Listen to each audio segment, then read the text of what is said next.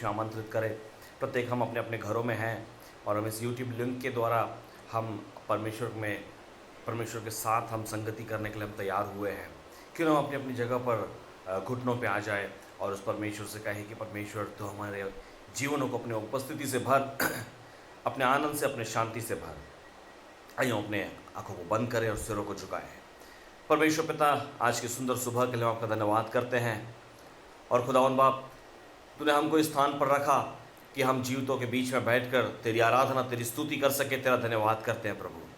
खुदावंद, हमारे जीवनों को तूने अपनी आशीषों से भरा है, हमें सुरक्षित रखा है, हमें चलाया। और खुदावंद बाप, अपनी अगुवाई में तूने हमको बनाए रखा, अपने प्रेम से हमारे जीवनों को तूने भरे रखा है। तेरा धन्यवाद करते हैं मेरे परमेश्वर। खुदावंद बाप, हम अपने जीवनों को फिर से तेरे हाथ में सौंपते हैं मेरे प्रभु। और खुदावंद, आज की आराधना को विशेष रूप से तेरे हाथ में सौंपते हैं। तेरी आत्मा के द्वारा तुमसे बात कर प्रभु, तेरी उपस्थिति से तुमको भर, ताकि हम लोगों के बीच में एक गवाह बनकर हम मजबूती के साथ हम खड़े रहें कि उद्धारकर्ता जीवनों को बदलने के लिए आया है करके संदेश लोगों को हम अपने जीवन भर हम सुना सके प्रभु। ऐसे आनंद से, ऐसे अभिषेक से तो आज हमको भरने जा रहा है, इसलिए तेरा धन्यवाद करते हैं। आज की संपूर्ण आराधना को तेरे हाथ में सौंपते हैं और इस विनती को अपने उद्धारकर्ता प्रभु यीशु के मीठे और मधुर नाम से मांगते हैं। प्लीज सुनिए और इसे कबूल कीजिए पिता। Amen, amen. Praise the lord. प्रियो, क्यों ना हम एक छोटा सा एक कोरस गाकर हम आज की आराधना को हम शुरू करें। और ये कोरस बड़ा सिंपल सा है, बड़ा आसान सा है। आप कहोगे कि भैया आप संडे स्कूल में अधिकतर सिखाते थे, तो आप संडे स्कूल के गीत से आपने शुरू किया। लेकिन मैं आपको बताना चाहता हूँ कि जैसे यहोशू ने कहा कि देखो मैं और मेरा घराना प्यारे प्रभु की हम सेवा करेंगे।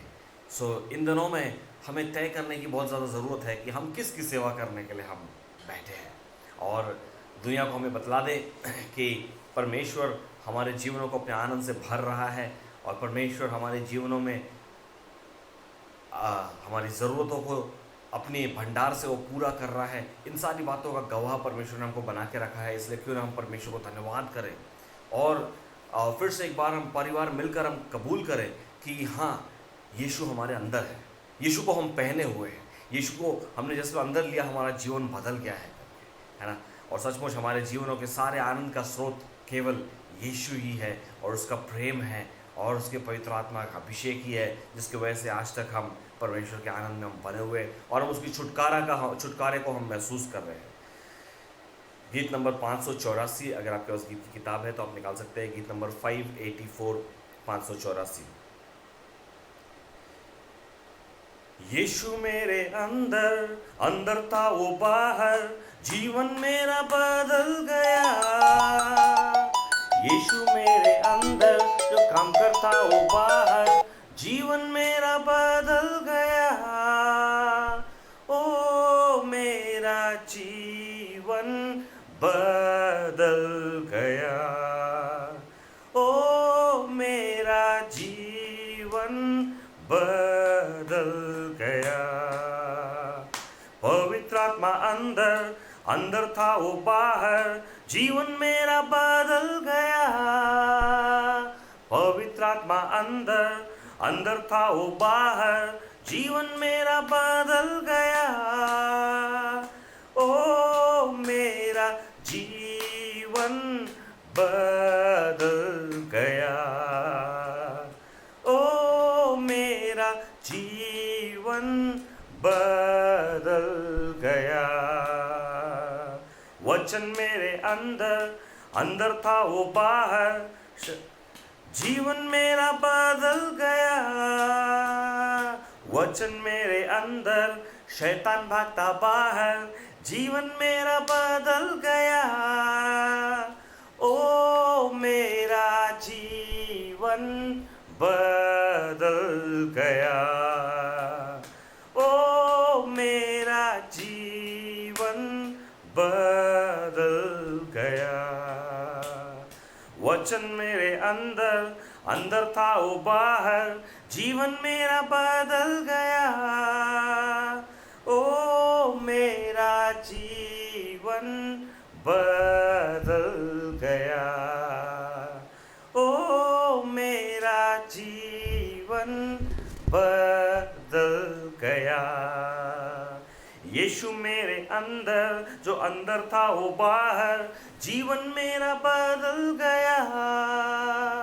ओ मेरा जीवन बदल गया।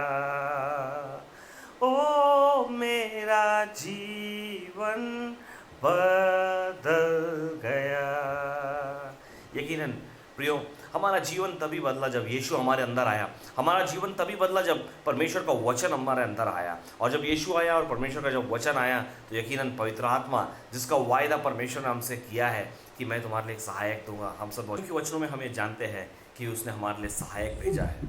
तो क्यों ना हम बोले कि यकीनन जो हमारे लिए इतनी जो योजनाएं बनाता है, जो हमारे जीवनों को इस हद तक जो हमसे प्रेम करता है, वही योग्य है प्रियो। क्यों ना जो योग्य परमेश्वर है उसकी हम स्तुति करें, उसकी आराधना करें। आइए कुछ क्षणों के लिए हम परमेश्वर की ओर हम देखें, अपने ज़ुबानों को हम खोलें कि वो कितना महान है, कितना सुंदर है, उसने कितने कार्य हमारे जीवनों के लिए किया है। ओ वही है जिसने हमारे जीवनों के ऊपर तरस खाया है, और वही है जिसने हमारे जीवनों को कीट से बाहर निकाला है। क्यों ना आगे एक और इस गीत को गाकर हम उसकी प्रशंसा करें। क्यों ना हम उसको अपने होठों पर उसके नाम को लेकर अपने जीवनों में हम उसके नाम को ऊंचा उठाएं। योग्य केवल तू, योग्य केवल तू, योग्य केवल तू ही प्रभु, मेरे प्रभु यीशु। योग्य केवल तू, योग्य केवल तू, योग्य केवल तू ही प्रभु, मेरे प्रभु यीशु। आदर और महिमा हो तेरी, आदर और महिमा हो तेरी, आदर और महिमा हो तेरी प्रभु, मेरे प्रभु यीशु। स्तुति प्रशंसा हो तेरी, स्तुति प्रशंसा हो तेरी, स्तुति प्रशंसा हो तेरी प्रभु, मेरे प्रभु यीशु। योग्य केवल तू, हाँ प्रियो, योग्य केवल तू, योग्य केवल तू ही प्रभु, मेरे प्रभु यीशु। हाँ प्रियो, वही एकमात्र योग्य परमेश्वर है, और जिसने अपनी उपस्थिति मात्र से ही हमारे जीवनों को बदल दिया है। वही एक परमेश्वर है प्रियो, वही योग्य है, क्योंकि वही हमको ढूंढते हुए आया। वो हमारे जीवनों को उस मैले खींच से निकालने के लिए वही एक परमेश्वर है जिसने अपने बेटे को कुर्बान कर दिया। और प्रियो, वही योग्य है, वही योग्य है, वही योग्य है। ओ क्यों ना अपने जुबानों को खोले, ओ क्यों ना अपनी जुबानों को खोलकर उसकी महिमा करो, उसका आदर करे, उसका गौरव करे। ओ परमेश्वर, तू ही है जो हमको खोजते हुए आया। ओ तू ही है जो हमारे आंसुओं को पोंछने के लिए आया प्रभु। ओ वो तू ही है प्रभु जिसने हमारे जीवनों के ऊपर तरस खाया, हमारे परिवारों को तू ढूंढता हुआ आया प्रभु। ओ आदर और महिमा के योग्य केवल तू ही है प्रभु, क्योंकि तू जब हमारे जीवनों में आया, तेरे वचन को जब तूने भेजा प्रभु, तो तूने हमारे जीवनों को बदलने के लिए उनको भेजा। हम तेरा धन्यवाद करते हैं, तेरी स्तुति करते हैं, तेरी महिमा करते हैं। ओ आज की सुबह खुदा हम जब तेरी आराधना कर रहे हैं प्रभु, हम अपने जुबानों को खोलकर हम अंगीकार करते हैं कि योग्य केवल तू ही है प्रभु। ओ आदर और महिमा केवल तेरे लिए ही है मेरे प्रभु हमारे जीवनों में। हम आदर और महिमा केवल तुझको ही देते हैं मेरे परमेश्वर पिता। हम धन्यवाद करते, तेरी स्तुति करते, तेरी महिमा करते मेरे परमेश्वर। ओ खुदावंद बाप, हमारे जीवनों में अगर हमने किसी और बात को प्राथमिकता अगर दी है तो आज हमारा जीवन बदल जाए मेरे प्रभु। ओ प्रियो, अगर आपके जीवन में आप किसी और बात को ज्यादा अहम अगर आप समझते हैं तो आज की सुबह वो सुबह है मेरे प्रियो कि आप जानिए कि क्या आपके अंदर आने की जरूरत है और क्या आपके जीवन में से बाहर जाने की जरूरत है।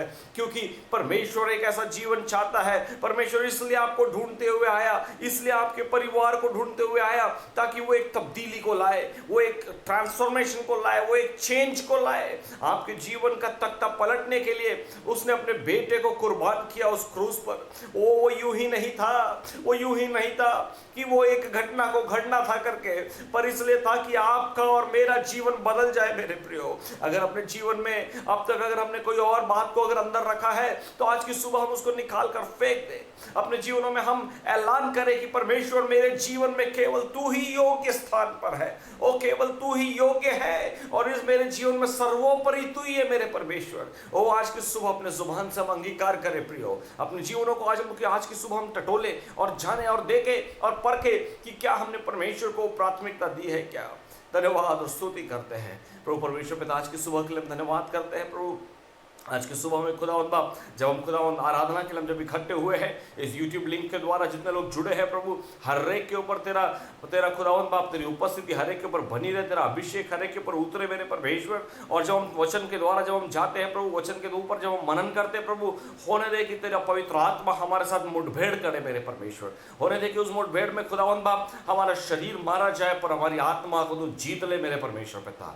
और शारीरिक बातें नाश हो जाए और आत्मिक बातों के ऊपर हम जय पाकर हम आगे बढ़े, ऐसा होने दे मेरे परमेश्वर। ओ धन्यवाद करते, अपने जीवनों को फिर से एक बार तेरे हाथ में सौंपते प्रभु। आज की आराधना को तूने स्वीकार किया, हम धन्यवाद करते मेरे परमेश्वर। वचनों में से जाते वक्त तो हमारे संग और साथ रहे और हमसे बोल और बातचीत कर मेरे परमेश्वर। इस विनती को अपने उद्धार करता प्रभु यीशु के मीठे मधुर नाम से मांगते हैं, बड़ी से सुनिए और इसे कबूल कीजिए पिता, आमीन। आइए प्रियो, हम वचन की ओर जाएं और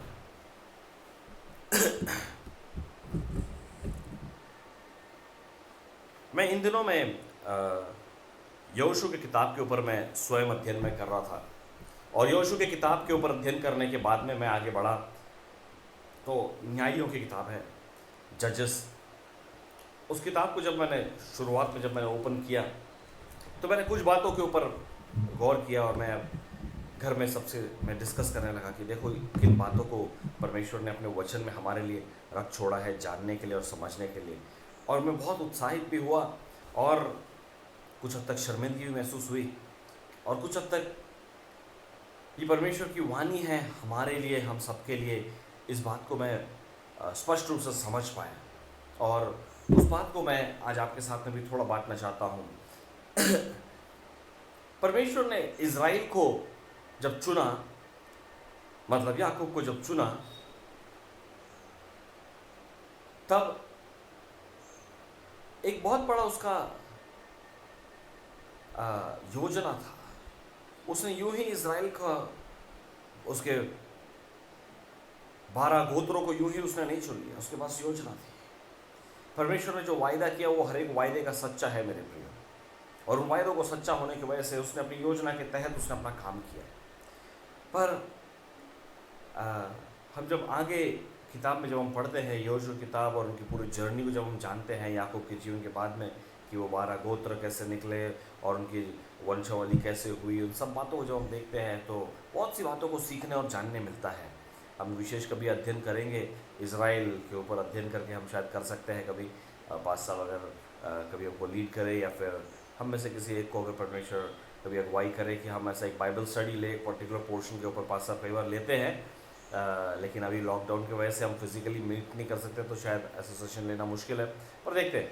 प्रार्थना में हम याद रखें कि परमेश्वर ऐसा कुछ मार्ग खोले। पर यकीनन इस बात को हम समझें कि 12 गोत्रों को जो उसने निर्माण किया उसके पास योजना थी और उनको बंधुआई में से छुड़ाना, इजराइलियों को उनको बंधुआई में से छुड़ा कर लेकर जाना, ये सारी बात के पीछे परमेश्वर के पास एक विशेष योजना थी और वो सब कुछ अपनी योजना के अनुसार वो काम कर रहा था।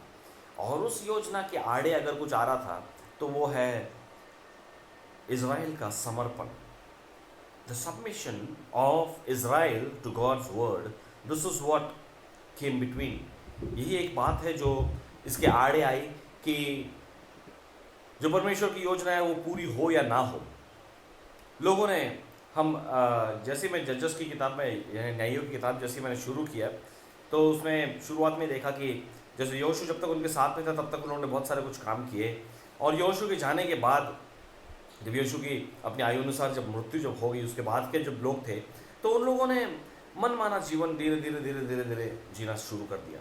देखिए, ये यीशु मरा और उसके अगले दिन नहीं हुआ। प्रियो, मैं आपको बताना चाहता हूँ, यीशु के डेथ के सीधा अगले दिन नहीं हुआ ये सब कुछ घटना। यीशु की मृत्यु हुई और तब तक कुछ पीढ़ियाँ थी, और वचन स्पष्ट रूप से कहता है दूसरे अध्याय में 10वीं आयत में, दूसरा अध्याय उसकी 10वीं आयत में हम देखते हैं कि जैसे पीढ़ियाँ यीशु के समय की जैसे पीढ़ी खत्म हुई अगली पीढ़ी जब आई तो वो धीरे धीरे धीरे धीरे धीरे धीरे परमेश्वर के विरुद्ध गए, और इतने विरुद्ध गए कि वचन कहता है कि रिकॉर्ड ब्रेक है ना। उनके बाप दादाओं ने भी जो नहीं किया उससे भी भयंकर कामों को उन लोग कर निकले और परमेश्वर के विरुद्ध वो चले गए। और इस बात से हमको सचेत होने की ज़रूरत है प्रियो, कि क्या होता है कि हम परमेश्वर में हैं, इस बात का घमंड हमको कई बार ऐसा फील कराता है कि हम सब कुछ सही करते हैं, हमारे अंदर कोई गलत नहीं है, हम कुछ पाप करते ही नहीं है करके। लेकिन प्रियो, हमें प्रतिदिन अपने जीवनों को जांचने और परखने की ज़रूरत है। प्रतिदिन हमें जांचने की और सतर्क रहने की ज़रूरत है कि सेनाओं का यहोवा के हम पुत्र और पुत्री कहलाने के लिए चुने गए हैं। क्या मैं एक योग्य जीवन जी रहा हूँ? क्या मैं एक योग्य जीवन जी रही हूँ?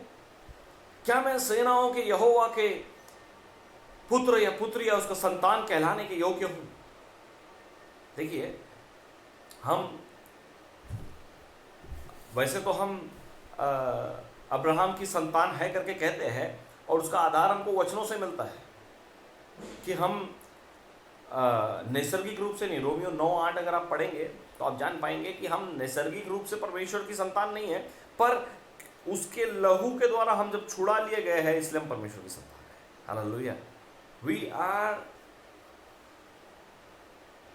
हम गोद लिए गए हैं, इस प्रकार से हम उसको कह सकते हैं। और वचन में जब इस बात को लिया गया है कि we have become the children of God, we have to be very cautious. प्रतिदिन हमें कॉशियस होने की जरूरत है कि हम किसको रिप्रेजेंट कर रहे हैं।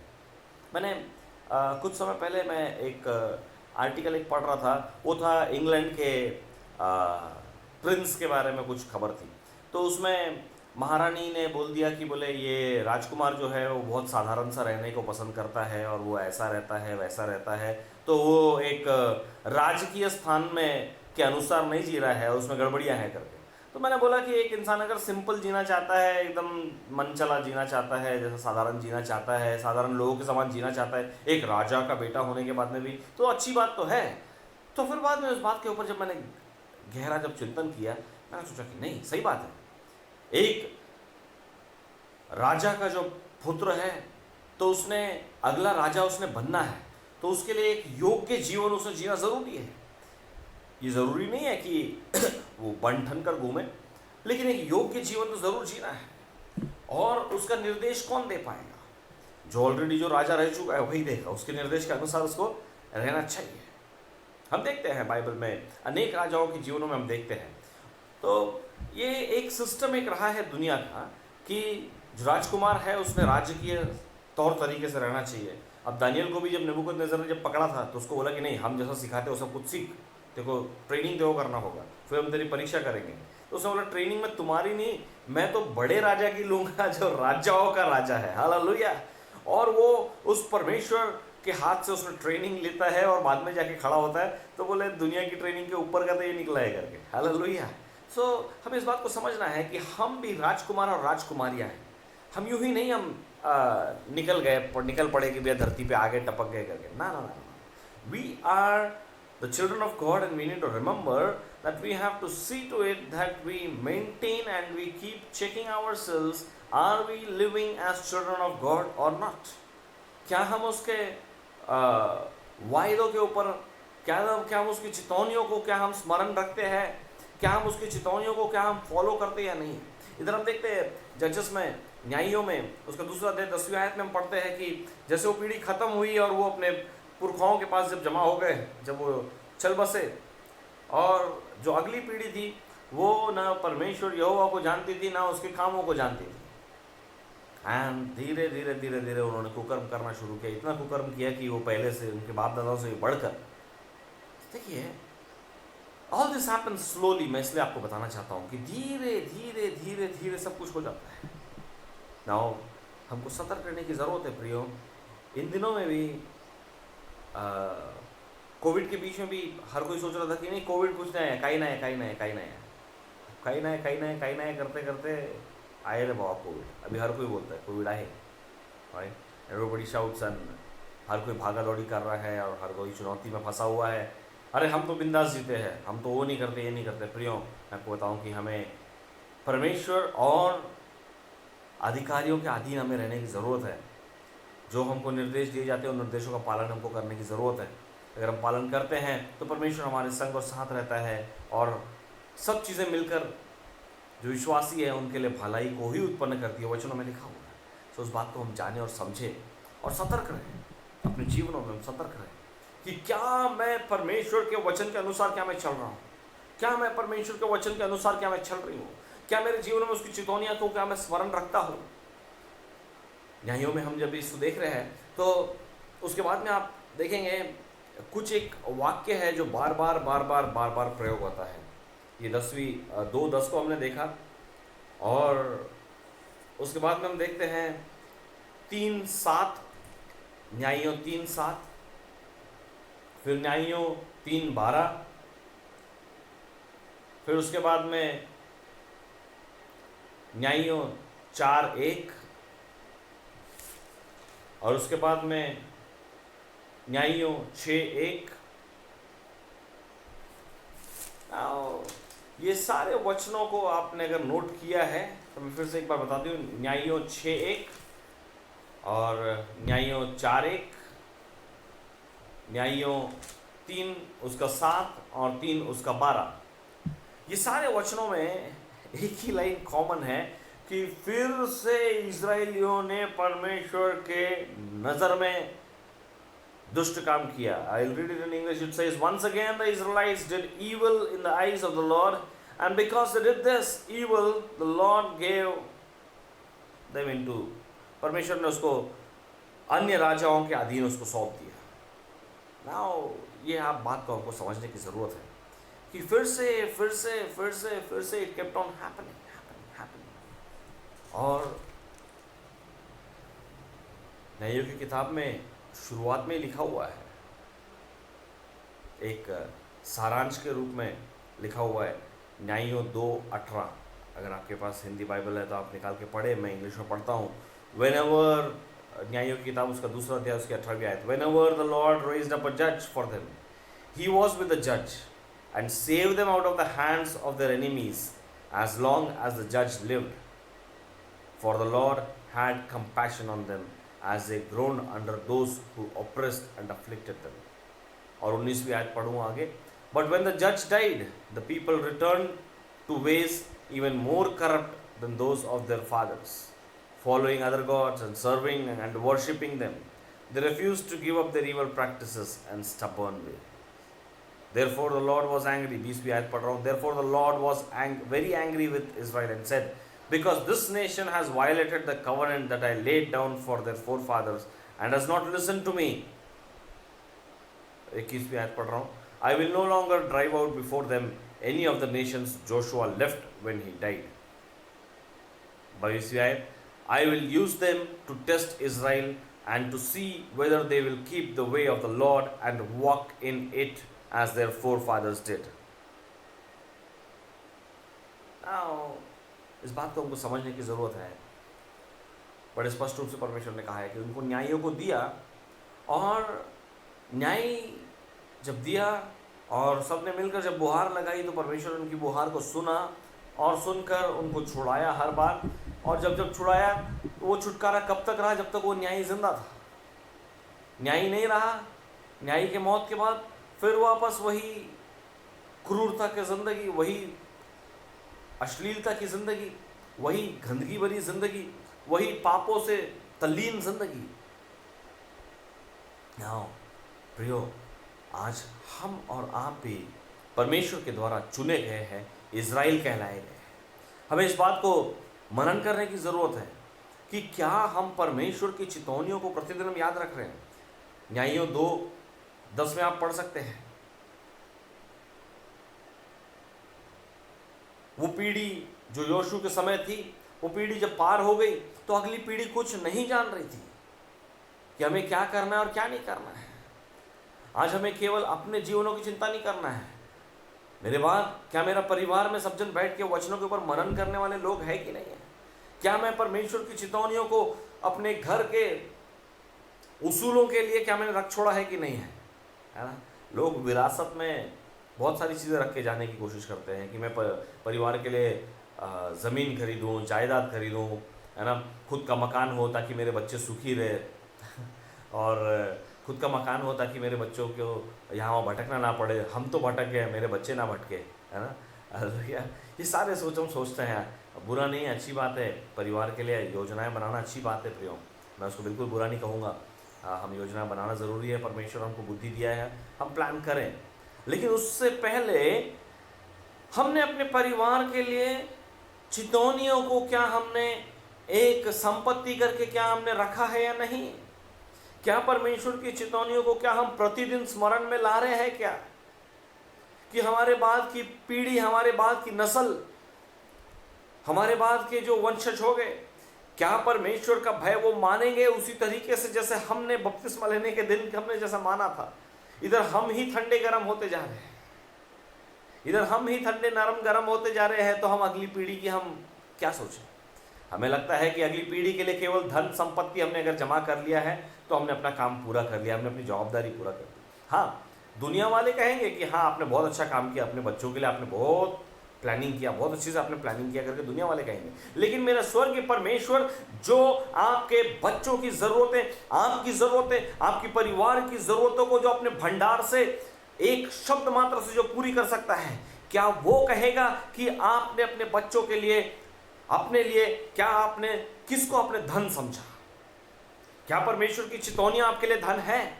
क्या आप परमेश्वर के चितौनियों को आप इस ऐसा का आप बहुमूल्य स्थान आप दे रहे हैं अपने परिवार में कि आपके द्वारा आप जैसे उसके चितौनियों को जब आप उठाकर जब आप चलते हो तो क्या आपके बच्चे इस बात को देख पा रहे हैं कि नहीं, मेरा पिता, मेरी माँ अगर किसी चीज से प्रेम करती है तो वो परमेश्वर का कलाम है, उसका वचन है, और इसलिए मुझे भी इसको बहुमूल्य जानना है।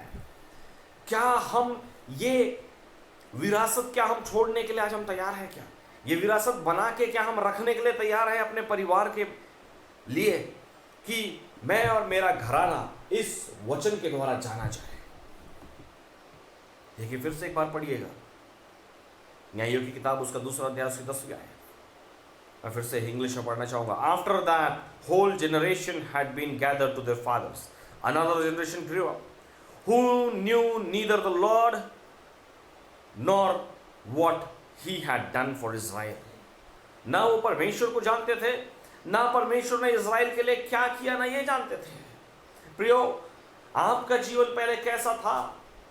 आपको उस जीवन से उठा करके परमेश्वर ने आशीषित किया, आपको धनी किया, उसके अनुग्रह से आपको भरा, आपके जीवन को उसने तब्दील किया। क्या ये सारी बातों को आपने पार्टियों पर ठोक करके आपने रखा है? पार्टियों पे ठोक कर रखने का मतलब ये नहीं कि मैं आपसे कह रहा हूं कि आप उसका एक पोस्टर बना के घर पे टांग दीजिए, नहीं, बिल्कुल नहीं। आपको जो करना है वो ये करना है कि आपको तैयार करना है कि आप अपने परिवार के सामने जब आप रह रहे हो, आप परिवार के साथ और संग जब आप रह रहे हो, तो आपका परिवार, आपके बच्चे, आप में से हर एक जीते जी प्रत्येक दिन हमें जाने कि हम परमेश्वर के अनुग्रह में हम चल रहे हैं, परमेश्वर की दया को बहुमूल्य जाने, उसके वचन को सर्वोपरि स्थान दे। हमारे पास मनों में बहुत सारे सवाल हो सकते हैं कि भैया रोजमर्रा की जिंदगी है, रोजमर्रा की दौड़ भाग है, सब कुछ हमें संभालना है। लेकिन प्रियो, मैं आपको बताना चाहता हूं कि इन सब के बीच में आपको प्राथमिकता आपको देने की जरूरत है परमेश्वर के वचनों को। उसके वचनों को आपको प्राथमिकता देने की जरूरत है कि वही बहुमूल्य वचन है जो आपके जीवन को बदला, और वही बहुमूल्य वचन आपके पूरे खानदान की जरूरतों को पूरा कर सकता है। हालेलुया। वो पूरे खानदान को सिर से लेकर पैर तक तब्दील कर सकता है। लेकिन अगर ये वचन नहीं है, अगर उसकी चितौनियां हमारे अंदर अगर नहीं है, हमारे जीवनों में नहीं है, तो हम बार बार, देखिए और कहता है कि मैंने दूसरा अध्याय उसकी 3री आयत को पढ़ेंगे तो और स्पष्ट रूप से समझेंगे कि परमेश्वर ने क्या किया। क्योंकि ये बार बार आज्ञाकारिता से जब बार बार जब आज्ञाकारिता में जब टूटते थे, परमेश्वर की चितौनियों को जब वो नहीं फॉलो करते थे, जब उसकी आज्ञा का उल्लंघन जब बार बार होता था, तो परमेश्वर ने कहा कि अब मैं क्या करूं। तो उसने 2:3 में देखिए क्या किया। Now therefore I tell you that I will not drive them out before you, they will be thorns in your sides and their gods will be a snare to you. देखिए है ना, अब बोलते हैं कि शैतान के गढ़ को तोड़ डालेंगे यीशु के लहू से, सारे जादू टोने टल जाएंगे यीशु के लहू से, शैतान के गढ़ को तोड़ डालेंगे, है ना। बड़े सामर्थ्य के साथ हम गाते हैं कि शैतान के गढ़ को हम तोड़ डालेंगे। कैसे तोड़ोगे? जब तक आप अगर परमेश्वर की चितौनियों के ऊपर आप अगर ध्यान नहीं देते हैं, आप अगर परमेश्वर के वचनों को अपने जीवन में अगर महत्व नहीं दे पा रहे हैं, तो आप कैसे तोड़ पाओगे प्रियो? नहीं तोड़ पाएंगे। आप केवल गीत गाते रह जाएंगे, हम शैतान की गढ़ को हम तोड़ डालेंगे। आप कूदोगे, सब कुछ करोगे, लेकिन गढ़ नहीं टूटेगा। गढ़ कब टूटेगा? शैतान के गढ़ तब टूटेंगे जब आपका जीवन परमेश्वर की नजर में बहुमूल्य होगा। जब परमेश्वर आपको देखकर ये बोलेगा कि ये मेरा प्रिय दास है, ये मेरा प्रिय दासी है, ये मेरा प्रिय बच्चा है, इसको छुड़ाकर मैंने गलती नहीं किया है। हालेलुया। ये मेरे चितौनियों के ऊपर प्रतिदिन चलता है। जब परमेश्वर आपकी जब गवाही देने के लिए जब खड़ा हो जाएगा, वचन कहता है कि यीशु मसीह पिता के दाहिने हाथ जाके बैठा है और वो हमारी पैरवी उससे करता है। और जब वो पैरवी जब वो कर रहा है, तो उसकी पैरवी क्या है पिता के पास? क्या यीशु मसीह के पास हमारे विषय में बोलने के लिए कुछ है? क्या पवित्र आत्मा और उसके स्वर्गदूत जो हमारी जो पौनाई जो करते हैं, हमारे विषय में क्या संदेश लेके जाते हैं? क्या हमारे जीवनों का हाल देखकर क्या वो बोल सकते हैं कि नहीं, ये मेरा प्रिय परिवार है, इसकी जरूरतें स्वर्ग की भंडार से पूरी की जाए,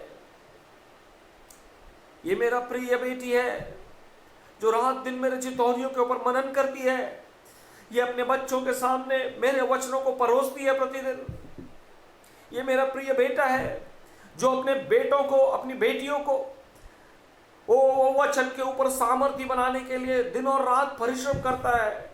क्या ये गवाही हमारे लिए क्या परमेश्वर तक जाएगी? हमें इसके ऊपर चिंतन करने की जरूरत है। ये कब हुआ?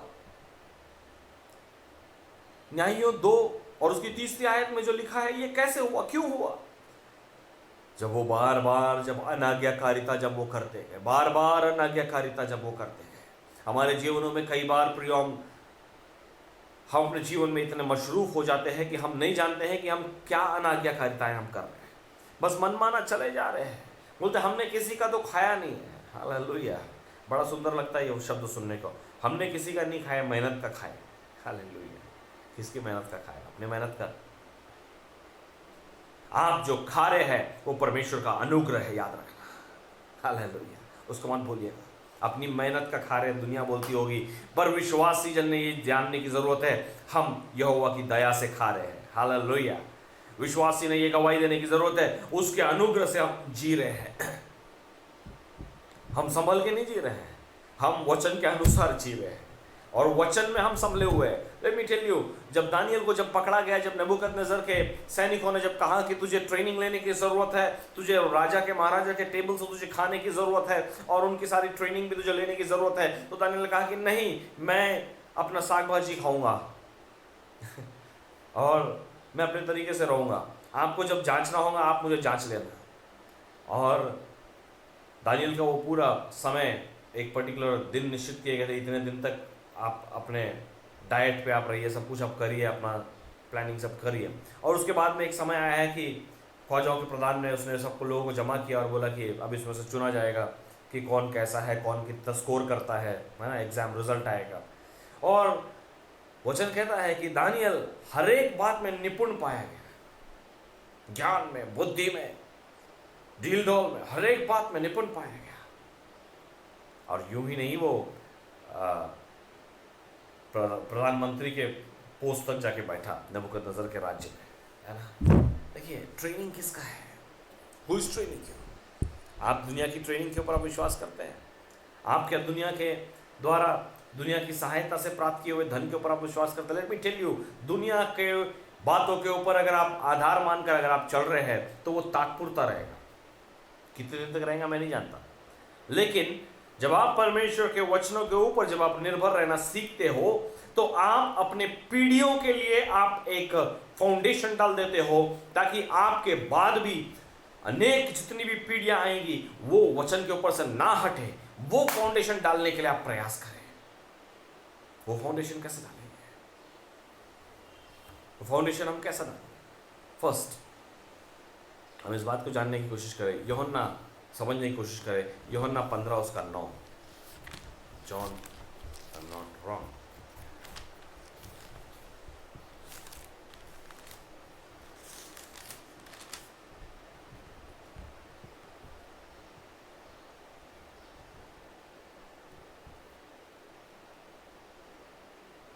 Yes, thank you Jesus.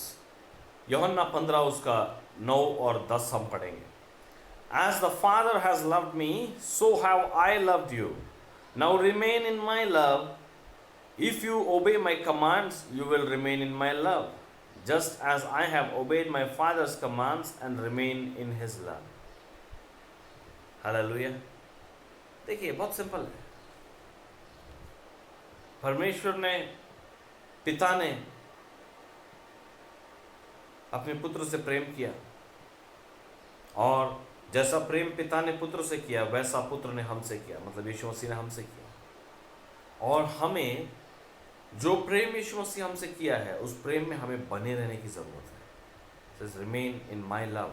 10वीं आयत में, अगर तू मेरी आज्ञाओं को अगर मानता है, मेरी चितौनियों को अगर तू मानता है, उसके ऊपर अगर तू चलता है, तो तू मेरे प्रेम में बना रहेगा। देखिए परमेश्वर का अनुग्रह और उसकी दया अगर हम चाहते हैं कि हम पाए, तो हमें उसके चितौनियों के ऊपर बने रहना, उसकी टीचिंग्स के ऊपर हमें बने रहना है। वारंवार प्रति सप्ताह परमेश्वर क्या कहता है, क्या हमसे चाहता है, इस बात को हम वारंवार हर हफ्ते हम सीख रहे हैं, जान रहे हैं, समझ रहे हैं। मैं आपको बता दूं प्रियो कि वचन को पढ़ने के द्वारा जब हम वचनों को जब हम पढ़ते हैं तो हमें वो एक चैलेंज उसमें फील होता है कि हाँ कहीं तो मैं गलत हूँ, ये वचन मेरे लिए है। बिलीव मी, परमेश्वर आपसे बात कर रहा हूँ वचनों के द्वारा। यूं ही पन्ने एक्सीडेंटली आपने नहीं खोले। कई बच्चे हैं मैं जानता हूँ, कई युवा है मैं जानता हूँ, जब आप बाइबल जब आप खोलते हो और चंद वाक्य जब आप पढ़ते हो तो आप घबरा जाते हो, आप डर जाते हो कि हे भगवान क्या भयंकर लिखा है, क्या मेरे बारे में है ये? लेट मी टेल यू, हाँ आप ही के बारे में है, ये किसी और के बारे में नहीं, आप ही के बारे में है। रिपेंट, हम तुरंत हम मन फिराए उन बातों से। जहां हमको लगता है कि परमेश्वर का वचन मुझसे बोल रहा है कि यहां तू गलत है, तुरंत हम अपना मन बदले और परमेश्वर के सामने घुटने टेकर माफी मांगे। एक मासूम बच्चे के समान हम खड़े हो जाए उसके सामने कि पिता मुझे माफ कर। मैं आपको बताना चाहता हूं कि मेरे बच्चे का उदाहरण, जब मैं उसे थोड़ा सा, जब मैं घूर के सिर्फ जब मैं देखता हूं ऐसा, जब मैं उसको जब घूर के देखूं तो तुरंत वो कहता है कि डैडी प्यार से बोलो ना, अच्छे से बोलो ना, ऐसा बोलेगा। और बोलते बोलते वो रोने लग जाता है और मुझे बड़ी दया आती है। मैं कहता हूँ अरे नहीं रे बेटा, मैं नहीं, गुस्सा नहीं हूँ तुझसे, इट्स ओके, जाने दो, ओके। हालेलुया। जब मैं एक संसारिक बाप, अगर मैं उसके एक बार मैं नाराज ना हो जाऊं, इस बात का उसके चेहरे पे जो डर दिखता है उससे अगर मैं पिघलता हूं, अरे मुझसे कई ज्यादा प्रेम जो मैं अपने बच्चे पे करता हूं उससे कई गुना ज्यादा प्रेम मेरा परमेश्वर आपके ऊपर और मेरे ऊपर करता है प्रियो। लेकिन तकलीफ इस बात की है कि जब वो अपने वचनों से जब हमसे जब बात करता है तो हम उस बच्चे के समान हम मासूमियत लेकर उसके पास हम नहीं जाते हैं। हमको लगता है कि नहीं, मेरा जीवन में ये सब कुछ चलता है, थोड़ा बहुत रहता है ना।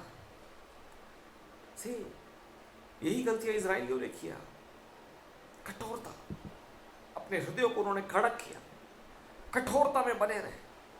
सी, परमेश्वर का वचन मत्ती रचित सुसमाचार उसके 5वें अध्याय में जो बी एटीट्यूड जो लिखे उसमें स्पष्ट रूप से कहता है कि स्वर्ग का राज्य और जो मासूम बच्चों से है उनके लिए है। और नए नियम में कई बार यीशु मसीह ने इस बात को कहा है कि यदि तुम में से हर एक कोई अगर इन बालकों के समान अगर नहीं होगा तो मेरे राज्य में प्रवेश नहीं कर पाएगा। क्यों? Because the children love the father, because the children repent immediately, they want to reconcile. वो मन फिराव में तुरंत आते हैं क्योंकि वो पछतावा करते हैं तुरंत, और वो वापस से मेल मिलाप करना चाहते हैं। लेकिन आप और मैं कठोर हो गए, कठोर हो गए। सुनते हैं पर कान बहरे हो गए, समझते हैं पर मूर्खता से व्यवहार करते हैं और कहते हैं कि मैं बुद्धिमान हूं। प्रियो, कब तक हम मांगेंगे? कहां तक हम अपने आप को बुद्धिमान का लेबल लगा के हम सिद्ध करेंगे? प्रियो, परमेश्वर के हाथ में सौंप दो। आप बुद्धिमान से बढ़कर आप पाए जाओगे। दुनिया में भी लोग आपसे कहेंगे कि आप कितने बुद्धिमानी से आप निर्णय लेते हैं। परमेश्वर के हाथ में सौंप कर देखिए। हम न्यायियों में हम गिदयोन के बारे में देखते हैं, उसका 6वां अध्याय,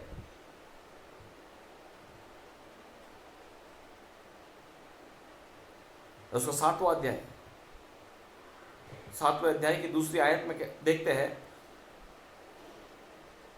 The Lord said to Gideon, "You have too many men for me to deliver Midian into your hands, in order that Israel may not boast against me that her own strength has saved her."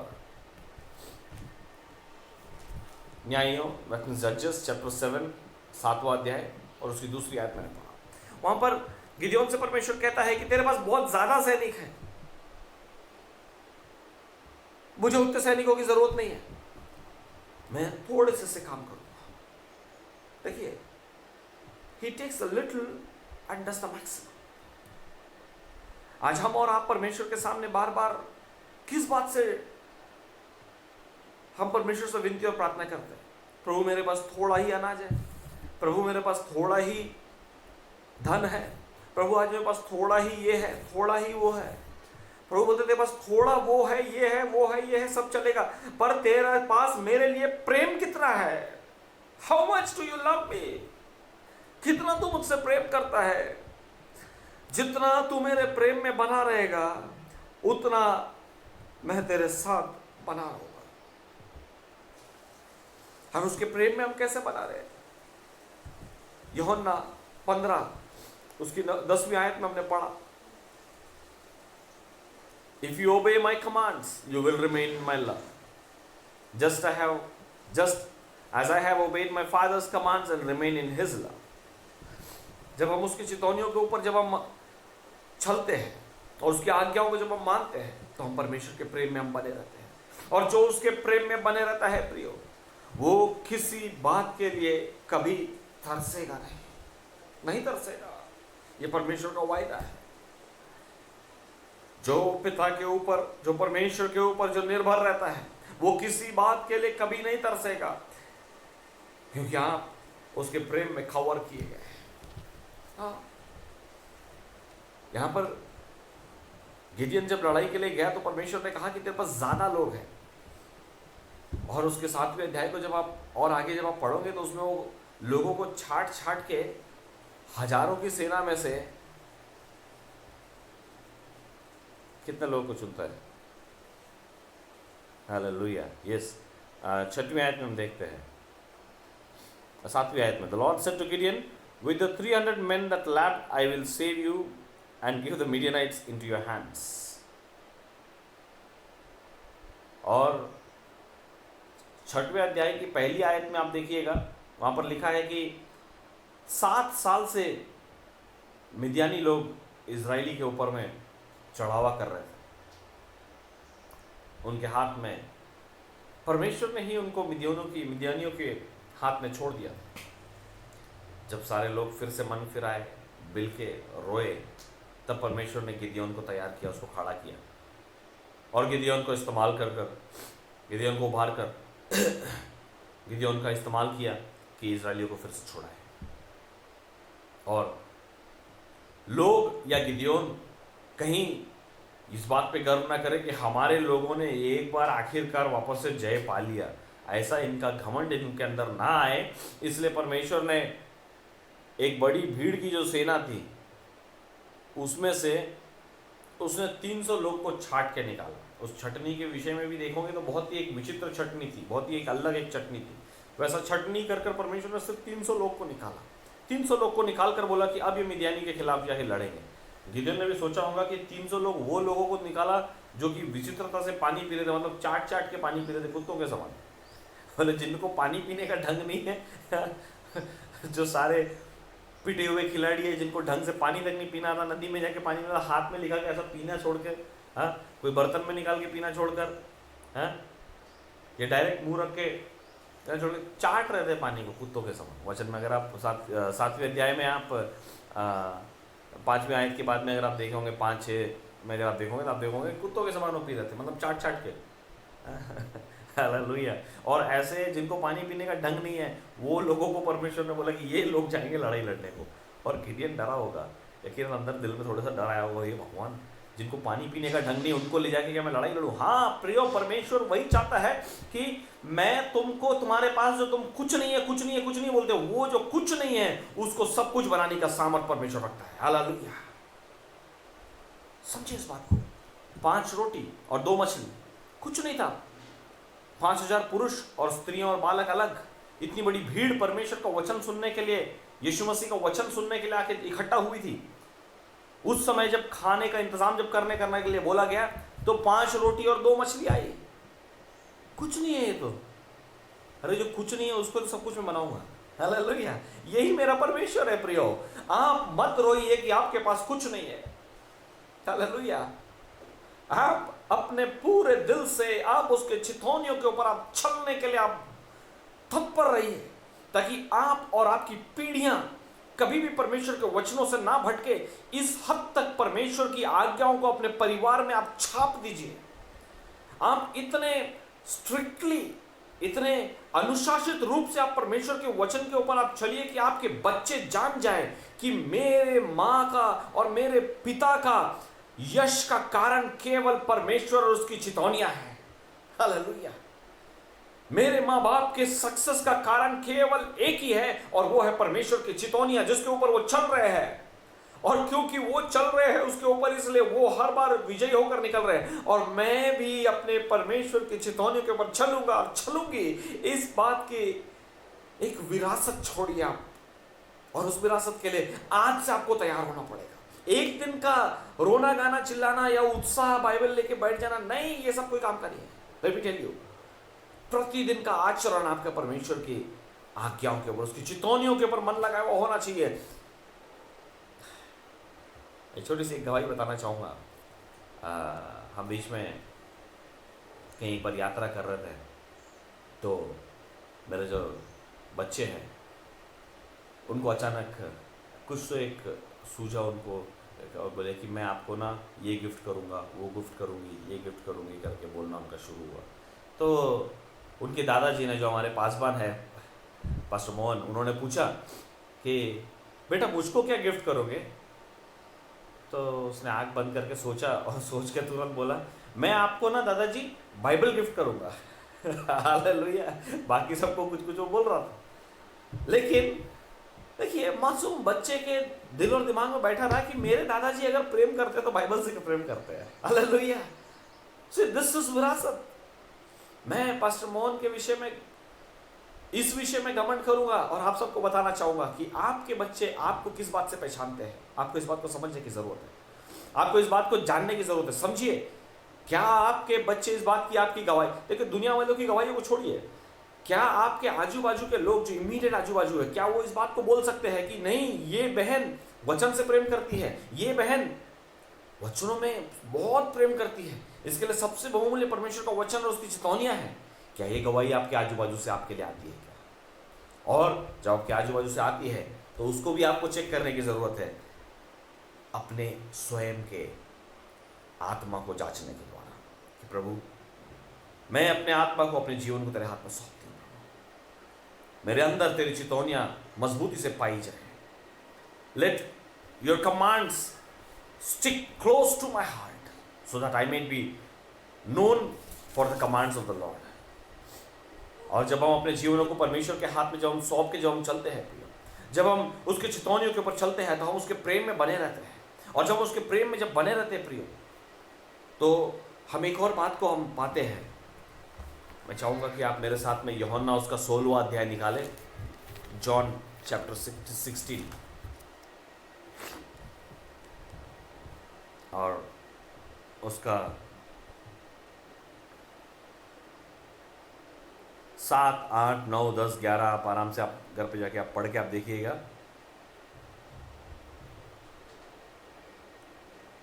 कि परमेश्वर की एक बहुत बड़ी भेंट है हमारे लिए, वो है उसका पवित्र आत्मा। और ये हम कब हम पाएंगे? जब हम उसके चितौनियों पे जब हम बने रहेंगे, जब हम उसके प्रेम में जब हम बने रहते हैं। सो परमेश्वर का वचन हमसे वायदा करता है कि मैं तुम्हें अकेला नहीं छोड़ जाऊंगा, मैं तुम्हें अनाथ नहीं छोड़ा जाऊंगा, मैं तुम्हारे लिए एक सहायक देता हूँ। 5वीं अध्याय से 5वीं आयत से 16वीं यूहन्ना उसका 16वां अध्याय उसकी 5वीं आयत से अगर आप पढ़ेंगे तो इस बात को आप समझेंगे कि परमेश्वर कहता है कि वहाँ पर उसके चेले ये नहीं पूछते कि तू जाने की बात कर रहा तो कहाँ जा रहा है, क्योंकि उनको बहुत ज़्यादा अपने अपने विचारों में ठहरे हुए हैं। लेकिन वो कहता है कि मैं जब जाऊँगा तुम्हारे लिए सहायक छोड़ा जाऊँगा, और जब तक मैं नहीं जाऊँगा तब तक वो सहायक नहीं आएगा, इसलिए मुझे जाना होगा। और वो कहता है कि वो जाएगा और हमारे लिए सहायक छोड़ जाएगा। और वो सहायक करेगा क्या, उस बात को आप गौर से आप पढ़िएगा हिंदी में। मेरे पास यहाँ हिंदी बाइबल नहीं है वरना मैं आपको पढ़ के सुना सकता था। When he comes, 8वीं आयत में पढ़ रहा हूँ, When he comes he will convict the world of guilt। वो दुनिया को उसके गलतियों के बारे में चिताएगा। जब हम वचन पढ़ते हैं कि हमारे साथ भी यही होता है कि मेरी गलतियों के बारे में मैं ऐसा हूँ, ऐसा वो बाइबल कह रहा है, मुझे तुरंत अपने आप को बदलना पड़ेगा। इस बात को चिताएगा परमेश्वर। जब हम उसके प्रेम में बने रहेंगे और आप जब बाइबल जब आप पढ़ोगे तो वो पवित्र आत्मा कार्य करेगा कि वो आपको और पूरे दुनिया को, सिर्फ आपको ही नहीं, जो कोई इसको विश्वास कर उसके प्रेम में बने रहकर जब वचन जब पढ़ता है तो वो पूरी दुनिया को वो अपने गलतियों के बारे में चिताएगा। He will convict the world of guilt in regard to sin and righteousness and judgment. In regard to sin because men do not believe in me. In regard to righteousness because I am going to the Father where you can see me no longer. And in regard to judgment because the prince of this world now stands condemned. परमेश्वर की आत्मा हमारे से इन सब बातों में हमको चिताएगी, हमको प्रिपेयर करेगी। हमें परमेश्वर के प्रेम में जब हम बने रहेंगे तो ये पवित्र आत्मा का अनुग्रह हमको होगा कि वो बार बार हमको उसके न्याय के विषय में हमको चिताता रहेगा, वो हमें अपने पापों के विषय में चिताता रहेगा और हमें धार्मिकता के विषय में चिताता रहेगा। और हमें सहायक बनकर वो हमारी सहायता करेगा, हमसे बात करेगा कि हमें क्या करना है और क्या नहीं करना है। देखिए प्रियो, परमेश्वर के उन सुंदर वचनों के हम बने रहे। और आज मैं फिर से एक बार इस बात को मैं आपको रिकैप करके बताना चाहता हूँ कि आज का वचन हमारे लिए क्या है। आज का वचन प्रियो यही है कि हम अपने जीवनों में हम क्या परमेश्वर के प्रेम में क्या हम बने हैं, क्या हम अपने बच्चों के लिए हम क्या विरासत हम तैयार कर रहे हैं। क्या हम विरासत में ज़मीन जायदाद इकट्ठा कर रहे हैं? मैं टेल यू वो सब ठीक है, बाद में काम आएगा, लेकिन प्राथमिकता में जो काम आएगा वो यही है, वो है यहोवा परमेश्वर की चितौनियाँ। क्या आप अपने परिवार में उसकी चितौनियों को एक विरासत समझकर क्या आप रख रहे हैं? आप उसको विरासत तब समझोगे जब उसकी बहुमूल्यता को आप मानेंगे और आप जब समझेंगे। और जब आप उसकी बहुमूल्यता को जब आप समझेंगे और आप उसको प्राथमिकता जवाब देना जब आप शुरू करेंगे, पहले तो आपका जीवन इन दिनों में बदलेगा और आपके जीवन में आप आशीष को आप देख पाएंगे, आपके जीवन में आप मार्ग खुलते हुए आप देख पाएंगे, परमेश्वर के अनुग्रह को आप महसूस कर पाएंगे। और जब आप उन बात को जब आप महसूस करते हो तो आप ऑटोमेटिकली आप परमेश्वर के राज्य और उसकी धार्मिकता की खोज में आप दौड़ना शुरू करेंगे, क्योंकि आप परमेश्वर की चितौनियों के ऊपर अपना मन लगाते हैं, उसकी टीचिंग, उसकी आज्ञाओं के ऊपर आप मन लगाते हैं। जब आप उसके शिक्षा, आज उसकी सिखाई हुई बातों के जब ऊपर जब आप मन लगाने शुरू कर देते हैं, परमेश्वर की आज्ञा के अनुसार जब आप चलना जब आप शुरू कर देते हैं, ऑटोमेटिकली आपका परिवार का वातावरण, आपका घर का वातावरण, आपके आजू बाजू आपके वर्क का वातावरण, आपके कामकाज का वातावरण, आपके सिर के अंदर के ख्याल, सब कुछ बदलना शुरू हो जाएंगे मेरे प्रियो। और जब वो सब सारे जब बदलना जब शुरू होते हैं तो आपका जीवन तब्दील होना शुरू हो जाता है। और इसकी गवाही आपके बेटों और बेटियों में आप देखोगे, आपकी पीढ़ियों में आप देखोगे। और यही है वो संपत्ति जो आपको अपने कुटुंब के लिए छोड़ जाने की जरूरत है, ताकि न्यायियों में जिन बात को हम बार बार देखते हैं, जो मैंने आपको 4-5 वचन बताया कि हर एक वचन एक ही बात को कहता है। कौन से बताया था? न्यायियों 3:7, न्यायियों 3:12, न्यायियों 4:1, न्यायियों 6:1, हर जगह यही बोलते हैं कि फिर इजराइलियों ने परमेश्वर के विरुद्ध कार्य किया, फिर इजराइलियों ने परमेश्वर के विरुद्ध कार्य किया, और फिर उन्होंने दुहाई दी और फिर परमेश्वर उनके ऊपर दया किया, फिर उन्होंने दुहाई दी और फिर परमेश्वर उनके ऊपर दया किया। से दिस इज गॉड्स लव, परमेश्वर का प्रेम है। लेकिन एक समय आएगा जब दया का समय पूरा हो चुका रहेगा। यस, हम परमेश्वर की परीक्षा ना लें प्रियो, परमेश्वर की परीक्षा मत लीजिए कि वो कब तक दयावंत रहेगा। जो कहता है कि आपको अपने भाई को अनेक बार आपको माफ करना है, क्या वो मुझे माफ नहीं करेगा और मुझे बार बार माफ करेगा? उसकी परीक्षा ना लें। हम नहीं जानते परमेश्वर की योजनाएं, हम उसके प्रेम को जानते हैं। उसके साथ में हमको ये भी जानने की जरूरत है कि वो अति क्रोध होने वाला भी परमेश्वर है, वो जलन रखने वाला परमेश्वर है कि मेरे बच्चे के लिए मैंने बार बार मैंने अपना मन बदला, मैंने बार बार अपना मन बदला और उसके ऊपर दया की, लेकिन उसके बदले उसने क्या किया? परमेश्वर इन बातों को तराजू में डाल के तोलता है और आपको वो जांचना चाहता है, परखना चाहता है। हम उस जांच और परख में हमें खरे उतरने की जरूरत है। आपके परिवार में वो कई सारे ट्रबल्स रहेंगे। देखिए यहाँ पर रखा है, उसने लिखा है हमारी अनाज्ञाकारिता की वजह से। वो कहता है न्यायियों 2:3 में, हमारी अनाज्ञाकारिता की वजह से हमारे बीच में उसने कुछ कठिनाइयों को, कुछ समस्याओं को रखा रहेगा जो हमारे पैरों के लिए कील है ना। There will be thorns in your sides and their gods will be a snare to you. वो एक मुश्किल करके उनको रखा रहेगा, लेकिन वो हमारे ऊपर प्रभावी नहीं होंगे। बिलीव मी, वो हमारे लिए प्रभावी नहीं है। कब वो प्रभावी नहीं होंगे? जब तक हम उसकी आज्ञा के ऊपर, उसके चितौनियों के ऊपर मन लगा के जब तक हम चलते रहेंगे, ये सारी बातें जो हमारे इर्द गिर्द है वो हमारे ऊपर प्रभावी नहीं होंगी। और आप उनसे लड़ने की क्षमता परमेश्वर आपको देगा, उनके ऊपर विजयी होने की क्षमता आपको देगा, क्योंकि मेरा परमेश्वर वो है जो मौत के ऊपर विजयी होने वाला परमेश्वर है। He is a victorious God, so he will give you the strength and the anointment to be victorious, for you are chosen generation. आप एक चुनी हुई पीढ़ी हो। मैं चाहता हूं कि उन वचन को आप एक बार पढ़े, Romeo 9:8, the book of Romans chapter 9 verse 8.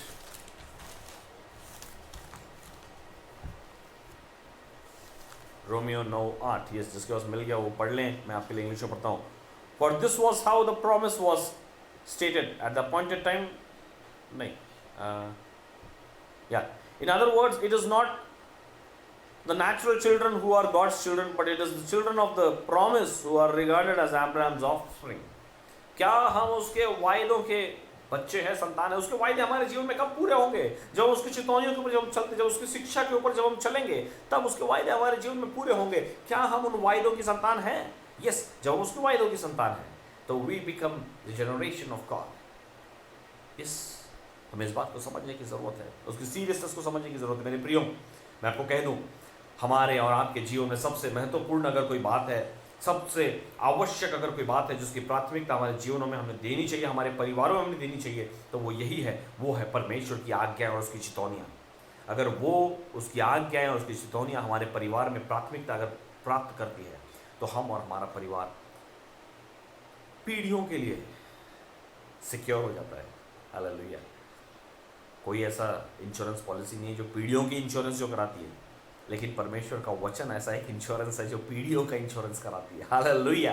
आप पीढ़ियों के लिए आप सिक्योर हो जाते हैं जब आप परमेश्वर की चितौनियों को, उसके जब और शिक्षाओं को जब आप अपनी विरासत बनाकर जब आप परिवार के लिए जवाब रखते हैं। यस, परमेश्वर आज की सुबह हम में से हर एक को इस बात के लिए चिताता है।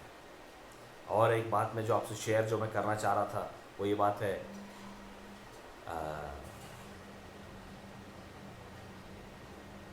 एनीवे, लूका रचित सुसमाचार उसका 13वां अध्याय उसका 1 से लेकर 9 तक, वहाँ पर एक अंजीर के पेड़ के बारे में लिखा हुआ है कि स्वामी आता है, उसमें फल ढूंढता है।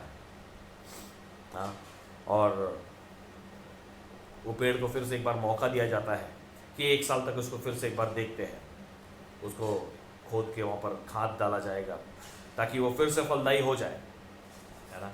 सो प्रियो, जब हम परमेश्वर की चितौनियों पे जब हम चलते हैं, उसकी शिक्षाओं के ऊपर जब हम चलते हैं तो उसके फल भी दिखेंगे। यस, उसके फल भी दिखेंगे। यूहन्ना 15:9 में आप देखेंगे, हमें परमेश्वर के शिक्षाओं में हमें बने रहने की ज़रूरत है। 15वां अध्याय उसकी 9वीं आयत, सॉरी 8वीं आयत 15:8 कि हमें फलदायी होने की ज़रूरत है। 15:8 में, यूहन्ना 15:8 में आप देखेंगे कि हमें फलदायी होने की ज़रूरत है। Yes, we need to be fruitful even. So इन बातों को बोल के मैं समाप्त करना चाहूँगा कि हमें अपने जीवनों में परमेश्वर की चितौनियों को प्राथमिकता देना है। और जब उसकी चितौनियों को जो हम प्राथमिकता देते हैं, जब उसकी चितौनियों के ऊपर हम चलते हैं, तो हम परमेश्वर के प्रेम में हम बने रहते हैं। और जब हम परमेश्वर के प्रेम में जब हम बने रहते हैं तो हम फलदायी होते हैं। और जब हम ये सारी चीज़ें जब हम करते हैं तो इसके द्वारा हमारा पूरा परिवार इस बात की गवाही में तैयार होता है और हम पीढ़ियों के लिए सिक्योर हो जाते हैं। सो इन बात की गवाही आपके जीवनों में बनी रहे इन दिनों में। और ये लॉकडाउन के दिन हैं, मैं आपसे चाहूँगा कि आप सारी सुरक्षता को आप पालन करें और अपना ख्याल रखें, और अपने शरीर से ज़्यादा आप अपने आत्मा का ख्याल रखें, और इन वचनों के ऊपर आप मनन करें, और अधिक से अधिक समय आप परमेश्वर के वचनों के साथ बिताएं, ताकि आपके घर के ऊपर में एक अनदेखी हुई एक पार्टी लग जाए कि ये लोग यीशु मसीह के लोग हैं, है ना।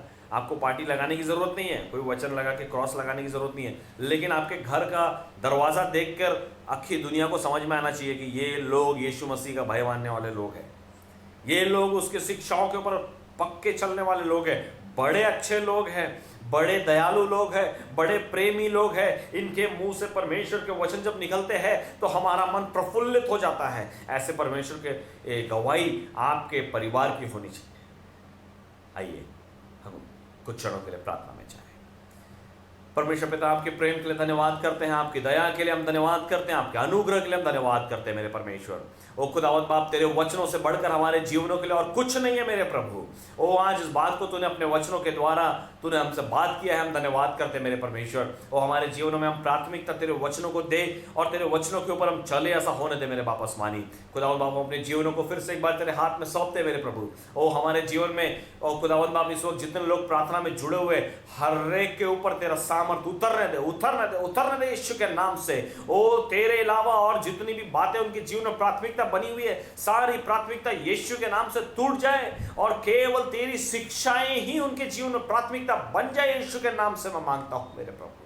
ओ खुदावंद बाप, जितने लोग इस वक्त खुदावंद बाप पछतावे के साथ और आंसुओं के साथ तेरे सामने खड़े हुए हैं, इस बात को बोलते हुए कि नहीं प्रभु, मैं आप तेरी ओर ही मैं देखूंगा, तेरे चितौनियों के ऊपर ही मनन करूंगा, ताकि मैं और मेरा घराना लेबल कर दिया जाए कि हम परमेश्वर की ही संतान है करके लेबल कर दिया जाए, और मेरी पीढ़ियां इस बात को जाने कि ये यीशु ही प्रभु है, यहोवा परमेश्वर ही हमारा सहायक है। इस बात को वो जान जाए करके हम ऐसा जीना चाहते हैं मेरे प्रभु। ऐसे कहने वाले हर एक हृदय के ऊपर यीशु तेरा सामर्थ उतरने दे, तेरा लहू का सामर्थ बहने दे मेरे बाप आसमानी, ताकि वो तेरे प्रेम में बने रहे। जैसे पिता ने तुझसे प्रेम किया यीशु, और वैसे तूने हमसे प्रेम किया है प्रभु।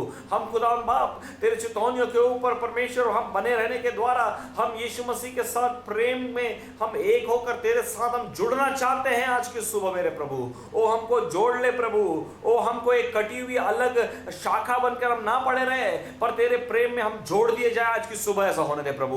ओ हर एक वो टहनी जो तुझसे अलग हुई है प्रभु, वो और अलग ना रहे पर तेरे साथ में जुड़ जाए, ऐसा होने दे मेरे परमेश्वर पिता। ओ तेरे ऊपर विश्वास करने के द्वारा हम तेरे साथ जुड़ जाए, ऐसा होने दे मेरे प्रभु। हम अपने जीवनों को फिर से एक बार तेरे हाथ में सौंपते मेरे परमेश्वर।